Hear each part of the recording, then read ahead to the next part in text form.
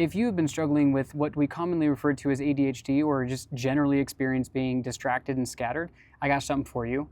I'm not a doctor, so this is not medical advice by any stretch, but it's just coming from someone who was diagnosed with ADHD as a wee child and has, as a human growing into adult, struggled with distraction things over my lifetime.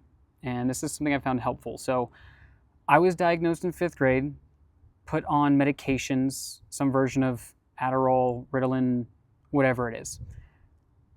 I do highly recommend, by the way, if you haven't, looking into Gary Brecka and his whole breakdown of ADHD and methylation, because the simple thing that I pulled from it that is going to pour into this idea that I want to share with you is that ADHD in its essence, or hyperactivity in the brain in its essence, is that the brain is moving too quickly. The thoughts are generating too quickly, which is a response to a stress hormone, chemical, neurotransmitter that we develop called catecholamines, and when there's too many of them, it leads to these racing thoughts. And what, from my basic understanding, is that these Adderall, Ritalins, these different forms of basically meth, they speed up our brain to be able to keep up with the number of thoughts that are happening.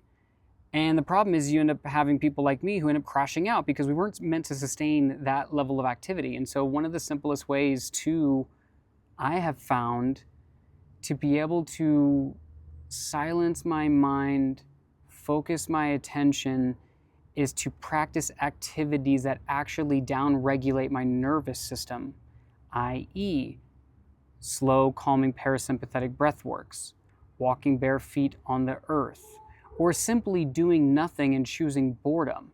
Because the issue isn't that people with ADHD can't focus, because they actually can. Give them something they really enjoy doing and they focus really well.